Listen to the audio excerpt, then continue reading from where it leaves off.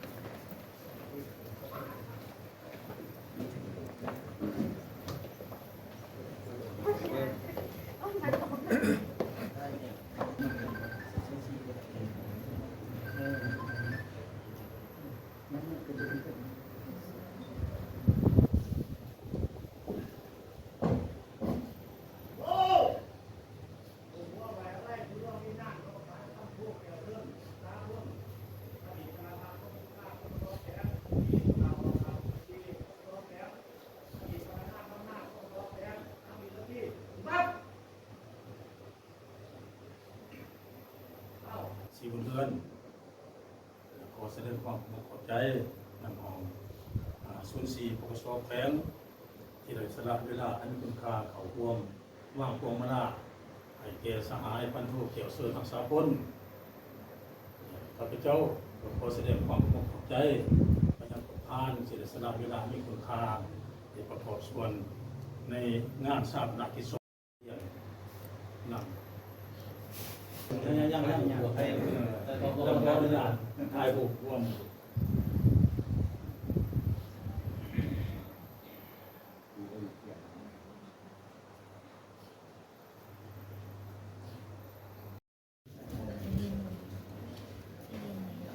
เห็นเนาะบ่เห็นเลย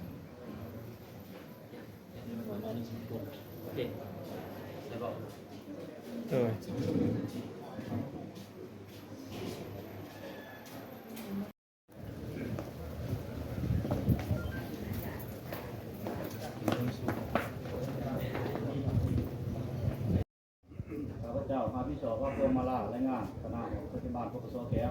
วิธีการเตรียมว่าพวงมาลาสำเร็จต่อไปเชิญทานของคณะผู้ว่าที่ว่าพวงมาลาครับ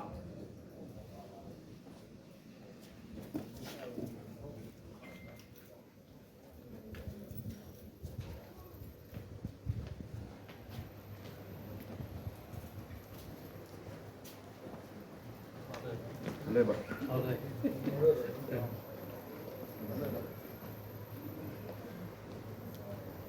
เอาไปเลย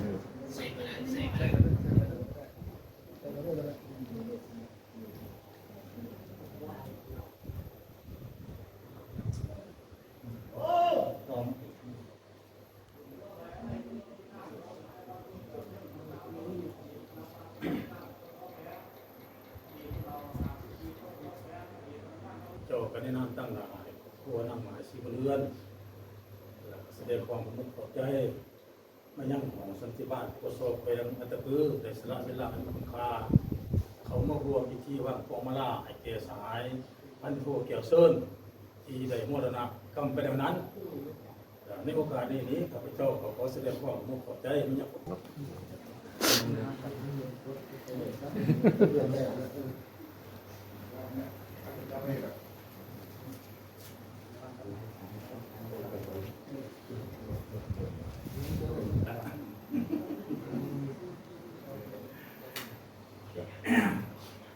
ก็อยากให้ผู้ลองในได้เด้อจะได้พบเขานอกจากใจยาก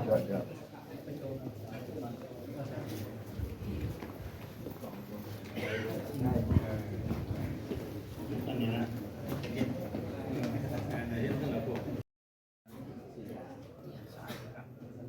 ข้าพเจ้าพาพิชอบว่าพวงมาลารายงานคณะพักองค์การปกครองเมืองเศรษฐาวิธีการเตรียมว่าพวงมาลาสำเร็จต่อไปเชิญทานของคณะผู้ว่าที่ว่าพวงมาลาครับ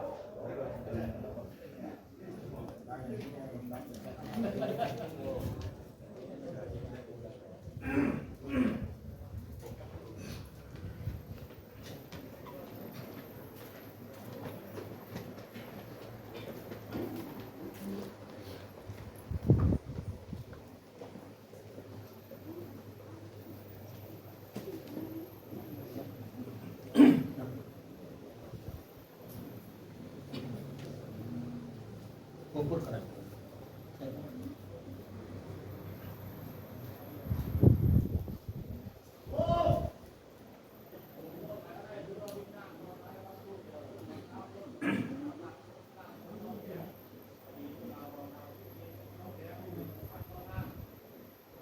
เรียนคณะนำกันเมืองเศรษฐาที่ตลกนับถืออันเทือแท่งเจ้าภาพที่ถือส่วนเชียร์ในครั้งนี้พวกข้าพเจ้าคณะบริหารงานพรรคเมืององค์การปกครองเมืองเศรษฐานำพาโดยสหายชีไรชีเฉียงสุขคณะบริหารงานพรรคแขวงเลขาคณะบริหารงานพรรคเมืองพร้อมด้วยคณะได้นำเอาพวงมาล่ามาบ้างอยู่ตนาเมียนทบของสหายพันโทแก้วเส้นนักษาพ้นอดีตคณะประจำพรรคเมืองอดีตคณะพรรคกองบัญชาการปกสแขวงอดีตหัวหน้าห้อง04ปกสแขวงอัตตปือเพื่อแสดงทั้งความกตัญญูหูบุญคุณต่อการปฏิบัติหลายสิบปีให้ธุรกิจต้นยางหูอิฐหูเมื่อยเขาในการปกปักรักษาและสังสารพัฒนาประเทศชาติเขาร่วมความสปอร์ตต่อเวียงงานของการความสงบสุขจะผ่านหน่วยคนเป็นให้กับทำเกี่ยวกับการของแท้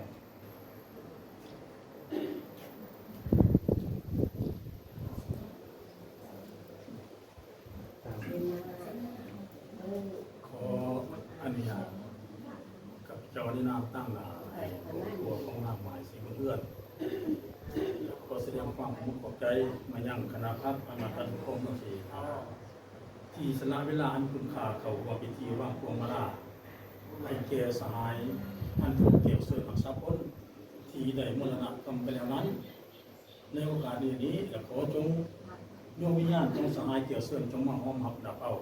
กับพ่อด้วยไปขึ้นสวรรค์สันผาและ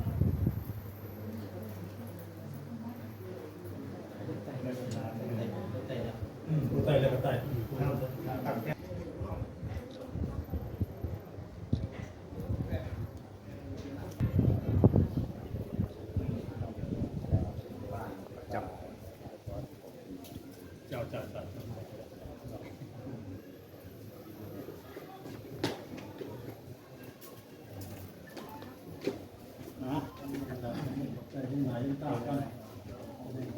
ใหญ่สิละ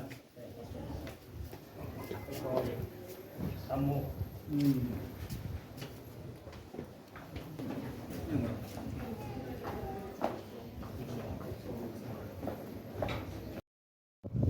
่สองพวกมาลาและงานธนาคารของสภาเป็นซ้อมมาศึกษาที่การเตรียมพวกมาลาสำเร็จไปเชิญทานของคณะรวมที่พวกมาลา ข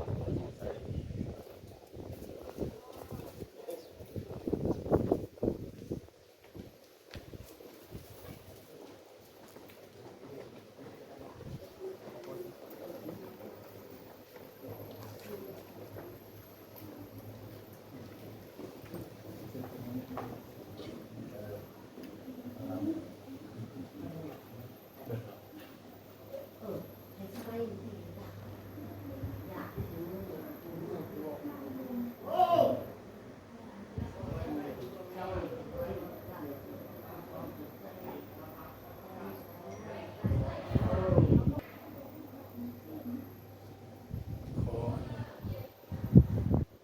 และข้าพเจ้าพระนาม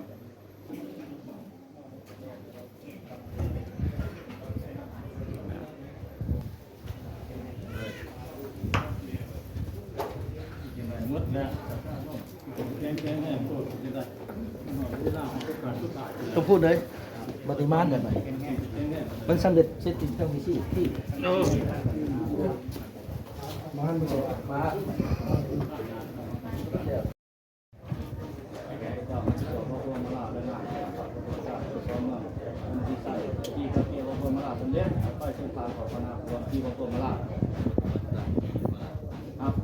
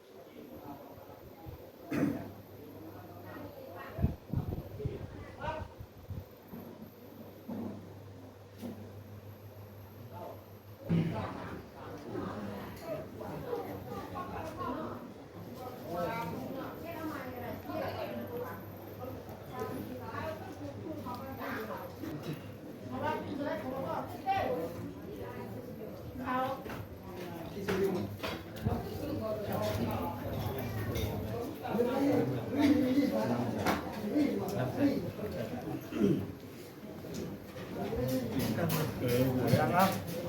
ตายจะหนอน ที่สอง พ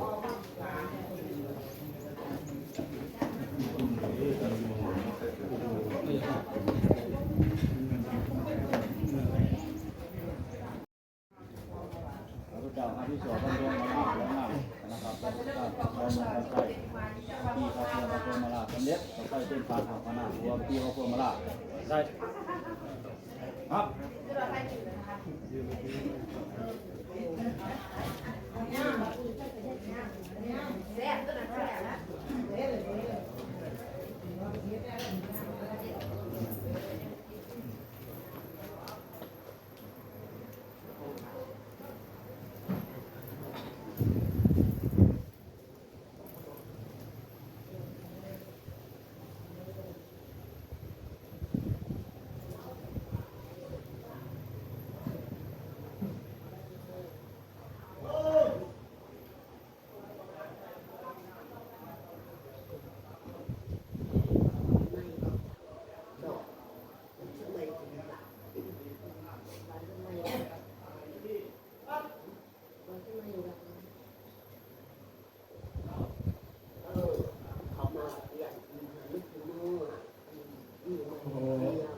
อันนี้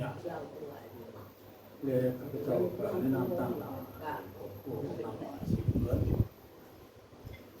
ขอแสดงความขอบใจมายังทานคณะกรรมการพระประสงค์เที่ยงที่ยังบ่ทันโผล่ที่ยังบ่ได้ใต้ หลังจากนั้นก็ขอสื่อสารถึงพวกก็เลยสื่อพักผ่อนทำเนี่ยใส่ขอเข้าใจ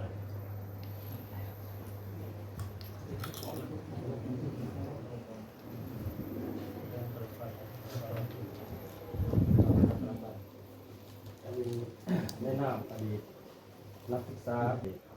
บวมท่าบน้ำอันสายพันธุ์โทเดี๋ยวเชิญนักศึกษาคนรวมจำนวนเงินทั้งหมด7,100,000 กีบขอแสดงความสนใจและก็แบ่งเบาความทุกข์โศกมันก็กลัวขอให้หายพันธุ์โทเดี๋ยวเชิญนักศึกษาคนคือไปสู่สุขดี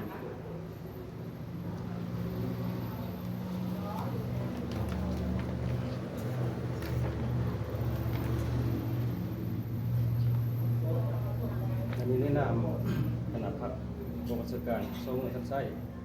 ขอแสดงความโศกเสียใจเลยในเงาความทุกข์โศกพันธุ์โทเดี๋ยวเชิญนักศึกษาคนที่ได้รับไปนั้นขอให้ดวงวิญญาณของสหายจงไปสู่สุคติสู่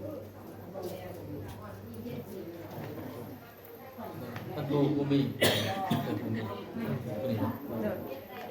เอาแกใส่ตัวมาทานประตูกูมีไปบอกเรื่อง เด็ดเลยเนาะเป็นข่าวว่าเป็นหันจ่าของมาไปแต่ยังเหลือได้แต่คุณงามความดีแล้วก็ชื่อจำได้ไหมถ้าพวกที่ขึ้นที่หาคนไปครับ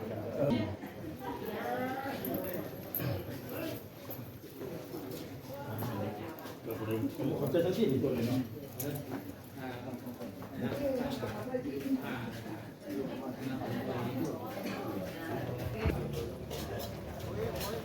เ